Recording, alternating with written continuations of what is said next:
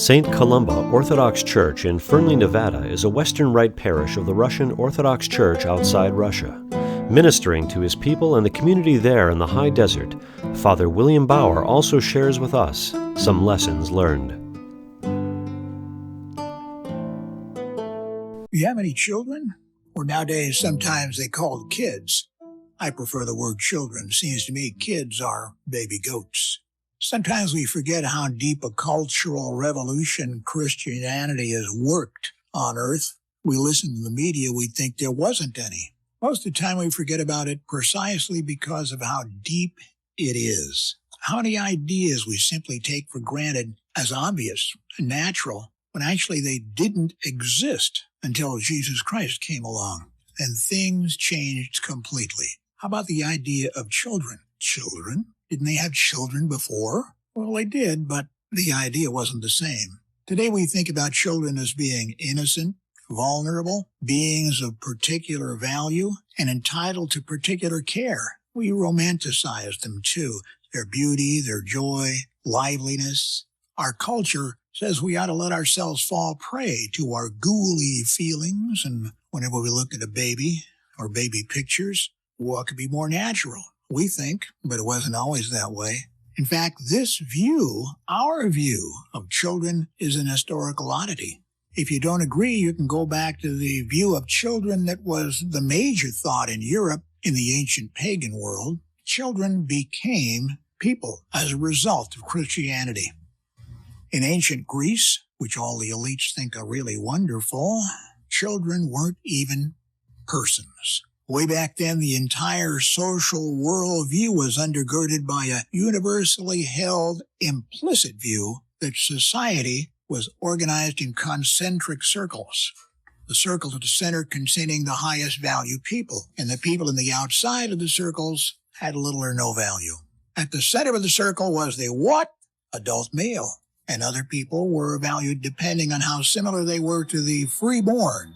So that's the way it was. And if you were a foreigner or a slave or a woman or a child, you just didn't live up to the criteria. Infant mortality, well, a lot of it. Cultural pressure not to develop emotional attachments to children because they might die. Pressure was exacerbated by the fact that women were more likely to develop emotional attachments to children, which according to the worldview of the day meant it had to be a sign of weakness and vulgarity. God, this reminds me of abortion.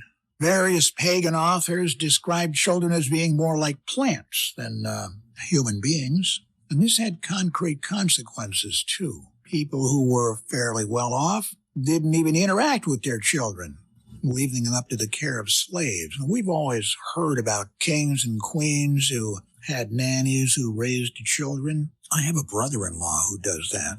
That's another story. Children were brought up pretty rudely, really. Strong beatings were a normal part of education. In Rome, the father of a child had the right to kill him for whatever reason he figured was necessary or desired. One of the most ancient practices that Christianity rebelled against was the frequent practice of basically the abandonment of unwanted children, unwanted infants. Girls were abandoned more than boys. They weren't worth as much. So Roman society had an extremely lopsided gender ratio, kind of like China today, contributing to its violence and permanent tension. Another practice of the ancient world was the sexual exploitation of children, like in the Middle East, in Muslim worlds today.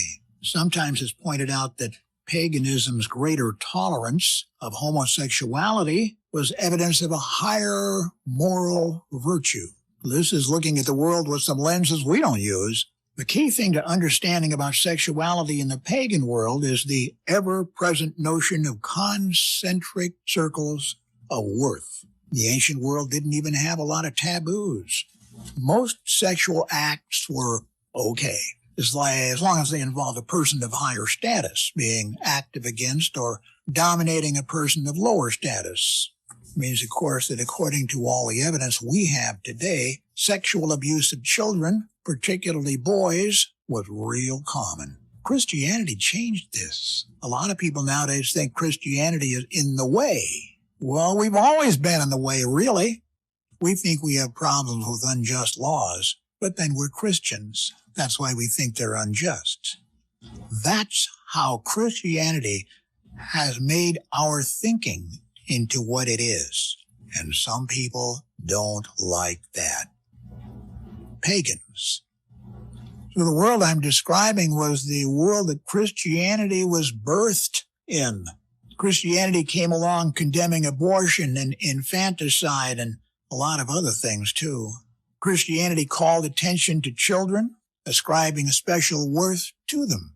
Church leaders mediated on Jesus' instruction to imitate children and came up with ways that Christians should look up to and become more like children.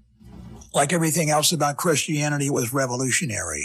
It was incomplete, though. For example, Christians endorsed corporal punishment for far too long, even though in the 4th century, St. John Chrysostom preached against it on the grounds of the victim's innocence and dignity, using language that would have been incomprehensible just a few years prior. But really, Christianity's invention of children, that is, the invention of the cultural idea of children as treasured human beings, was really an outgrowth of the most stupendous and revolutionary idea, the radical equality and the infinite value of every single human being as a beloved child of God.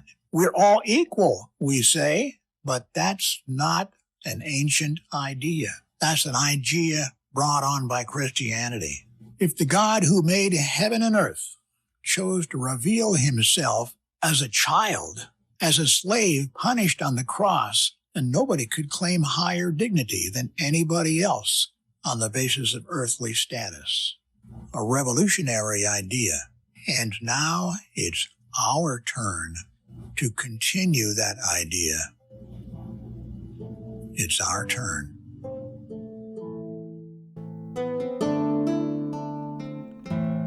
Father William Bauer is the rector of St. Columba Orthodox Church in Fernley, Nevada.